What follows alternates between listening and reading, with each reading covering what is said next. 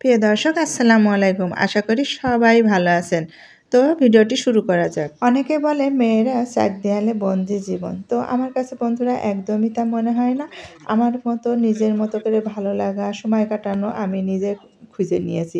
তো কিভাবে খুঁজে নিয়েছি সম্পূর্ণ ভিডিওটি দেখলেই বুঝতে পারবেন। তো চলুন আজকে এই ভিডিওর সম্পূর্ণ দেখার অনুরোধ রইল। তো আমার নিজের মতো করে আমি সময় কাটাই কীভাবে চলুন আমার প্রথমেই আপনাদের ছাদ বাগানে নিয়ে যাই। তো আমার এখানে ছাদ বাগানে সবজি আছে, ফলের গাছ আছে, দীর্ঘ সময় ধরে আমি এখানে সময় কাটাই। তো আমি কি করে ঘরবন্দি হলাম বন্ধুরা আপনারাই কমেন্ট করে জানাবেন। তো দেখতেই পারছেন অনেক সুন্দর টমেটোটা আমি তুলে নিলাম। এখানে এই পাকা টমেটোটা আমি বীজ বানাবো এই জন্য রেখে দিয়েছিলাম। তো আজকে কেটে সালাদ করব আর বীজটা রেখে দিব। তা কাজ করতে করতে দেখুন সকালে সূর্য উঠে গেছে। আর দেখুন আমার সিম বাগানে কত সুন্দর ফুল ফুটেছে। এইগুলো দেখতে দেখতে কিন্তু আমার বেশটা সময় কেটে যায় সকালবেলা। তো এখানে ছাদ বাগানে আমার গাছ দেখালাম। আর ছোট্ট গাছে কিন্তু আমি বান্ধিয়ে দিয়েছি। কিছুদিন পরেই হয়তো আপনাদের সাথে শেয়ার করতে পারবো আমার সিম তোলা ভিডিও। তো তার ভিতরে আপনাদের দেখাই এত সুন্দর বেগুন গাছ, একদম ছোট্ট বেগুন গাছে ফুল ফুটেছে, বেগুন ধরেছে সেটাই আপনাদের সাথে শেয়ার করব। একদম ছোট গাছ দেখতেই পেলেন, চারিতে বালতিতে লাগানো আছে। তো দেখুন এখন আমার ছোট্ট বেগুনের কুঁড়ি পড়েছে, আরও একটি বেশটা বড় হয়ে গেছে বেগুন। তো আলহামদুলিল্লাহ দেখতেই পারছেন কত সুন্দর বেগুন। আর এদিকে আছে আমার ক্যাপসিকাম গাছ। আমার ছাদে দেখুন এগুলো করতে করতে কিন্তু আমার বেশটা সময় কেটে যায়। আমরা কিন্তু মেয়েরা মোটেই ঘরবন্দি জীবন কাটাই না।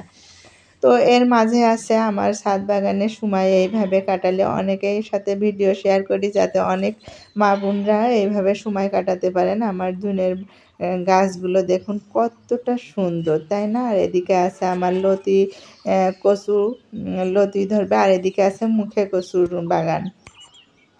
তো যাই হোক শীতকালে তেমন একটা কচু হয় না, এই লতি কচুগুলো আমি বাঁচিয়ে রেখেছি। গরমের ভাব এসে গেছে এই জন্য পোয়া যেমন ছাড়বে এগুলো লতু তেমন বেরোবে। তার একটুখানি নমুনা আপনাদের কাছ থেকে দেখে দিলাম। প্রতিটি কচু গাছের গোড়ার থেকে লতি বের হচ্ছে আলহামদুলিল্লাহ।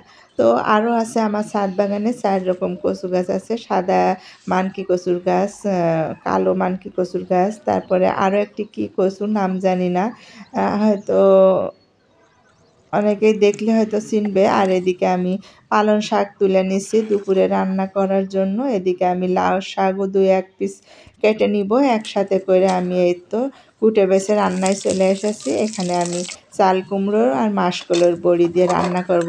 মাছ কিন্তু প্রতিদিনই খেতে ভালো লাগে না, আমরা সবাই জানি।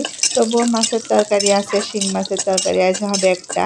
আর এই সবজিটা আমার কাছে খুবই ভালো লাগে, মাঝে মাঝে আমি রান্না করে খেয়ে থাকি। মাছ দিয়েই চচ্চড়ি করে থাকি। আজকে আমি একদম মাছ ছাড়া চাল কুমড়োর বড়িটা কতটা ইয়ামি করে রান্না করব, মজাই আলাদা।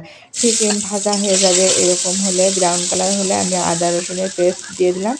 দেওয়ার পরে এখানে ভালো করে একটু ভেজে নিয়ে তারপর শাকগুলো দিয়ে দিলাম। এই শাকের ভিতরে আছে পেঁয়াজ কুচি, কাঁচামরিচ কুচি, স্বাদ মতো লবণ দিয়ে দিলাম, ধনিয়ার গুঁড়ো, হলুদের গুঁড়ো, আর দিয়ে দিলাম জিরার গুঁড়া দিয়ে দিলাম। দেওয়ার পরে খুব ভালো করে উল্টে পাল্টে মিশিয়ে নিচ্ছি। দেখতেই পেলেন আমি কিন্তু রান্নাটা ঠিক এইভাবেই তাড়াহুড়ো করে করে থাকি, অনেক ভালোবেসে, কিন্তু সময়ের জন্য কিন্তু আমি খুব তাড়াহুড়ো করে রান্নাটা করি। আমি এবার ঝোলের পানি দেওয়ার পরে আমি ঢাকনা দিয়ে ঢেকে এবার চলুন আমার হাঁস মুরগির কাছে কিভাবে সময় কাটাই আপনাদের সাথে শেয়ার করি। তো দেখতেই পারছেন খাবারের ভিতরে প্রতিদিন একটু করে ডিম পেড়ে রাখে। আর 6টা মুরগি আপনাদের সাথে এর আগেও শেয়ার করেছি, 6টা ডিমই পেড়ে থাকে, বেশিরভাগ মিস যায়। তো দেখতেই পেলেন ডিমগুলো উঠিয়ে নিছি, মুরগিতেও ডিম পেড়ে রেখেছে, উঠিয়ে নিলাম। মাশাআল্লাহ কত সুন্দর ডিম দেখতে পাচ্ছেন। তো আমার ডিম কিন্তু অনেক ডিম গুছানো হয়ে গেছে। পরবর্তী ভিডিওতে আমার এই খাঁচা কীভাবে পরিষ্কার করি আর ডিম কি করি সেগুলো অনেকেই জানতে চেয়েছেন, আমি আপনাদের সাথে ভিডিওর মাধ্যমে শেয়ার করব। সেই পর্যন্ত আমার সাথেই থাকবেন। আর দেখতেই পারছেন রান্নাটা কিন্তু আমার প্রায় হয়ে গেছে। এখন নামিয়ে রাখবো, নামিয়ে রেখে তারপরে আমি অন্য সবজি রান্না করার জন্য মাছগুলো ভেজে নিব। তো এখানে শিং মাছ আমি ভেজে নিচ্ছি দেখতেই পারছেন। আর মাছটা ভাজার পরে আমি ডিম সিদ্ধ করে নিয়েছি, ডিমটা খেয়ে নিব। সকালের নাস্তা আমার হালকা একটু লবণ দিয়ে খেয়ে নিচ্ছি।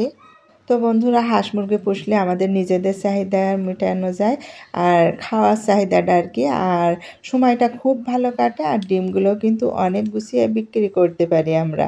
আমাদের কিন্তু হাত খরচ আমাদের হাজব্যান্ডের কাছ থেকে নেওয়া লাগে না। তো বন্ধুরা, দুপুরের খাবার পরিবেশন করে নিলাম। আমার জীবনযাত্রা আপনাদের ভালো লাগলে কমেন্ট করে জানাবেন। সবাই এইভাবে নিজে ভালো লাগা খুঁজে নিতে পারেন। আল্লাহ হাফেজ।